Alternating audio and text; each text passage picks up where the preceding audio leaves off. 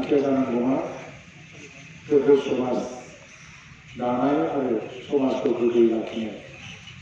दिनैनि बे जौगाफुनाय समाजाव लाइमोनफोरखौ मोनसे थोंजों लामाजों दैदेनलांनानै जों जुदि मोनसे मोजां समाज दानायनि हाबाफारि मावलांनो हायो, जोंनि समाजा जेब्लायबो हारिमु गोनां, आसार खान्थि गोनां आरो आब्रुथि गोनां मोनसे समाज जानानै थानो हागोन।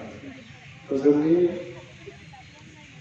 बर' हारिखौ गेरेमसा हारि दानांगौनि बेलायावबो बाथौ धोरोमनि गेजेरजोंनो जोंनि आसार खान्थि, जोंनि हारिमु, जोंनि धोरोमखौ मोजाङै लाखिनानै मोजां सोलोंथाइ आरो मोजां गियान होनायनि गेजेरजों मोजां समाज दानो हायोब्लानो जोङो गेरेमसा हारि जालांनो थांगोन।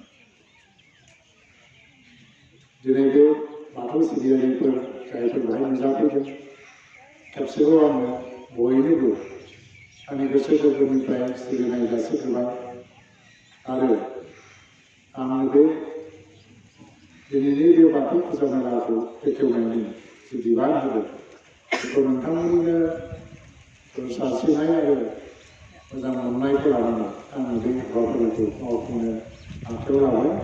আমি যিটো নেকি 1962 চনত যিটো আমাৰ বাথৌ ধৰ্মৰ যিটো কি বুলি কয় এইটো কৰ্মকৰ্তা, এইটো আমি পালন কৰিছোঁ। আৰু আগন্তুক দিনত যাতে আমাৰ এই কোনকাটা বিয়া বাথৌ থানচালিত আমি এই বাথৌ ধৰ্মৰ যিটো আমাৰ প্ৰগ্ৰাম, এইটো আমি সদায় দিন আমি কৰি থাকিম। কি কয় তেনেদৰে মানে আমি প্ৰত্যেক গাঁৱৰ যিটো নেকি আমাৰ বাথৌ ধৰ্মৰ যিটো নেকি আমাৰ ভক্ত, এই ভক্তবিলাকে যাতে সহযোগ কৰিছে, এই সহযোগ কৰি পেলাই আমি আজিৰ দিনটো আমি এদিনীয়াকৈ কাৰ্যসূচী পালন কৰিছোঁ। আমি ইয়াকে বিচাৰিছোঁ যে আমাৰ বড়ো সমাজত যাতে আমাৰ বাথৌ ধৰ্মৰ যিটো এই গোঁঠাৰে বাথৌ চানেদি আমি যাতে প্ৰত্যেকটা অঞ্চলৰ আমাৰ অসমবাসীক লৈ আমি একগোট কৰিব পাৰোঁ, ইয়াৰ কাৰণে আমি এইখিনি কৰিছোঁ।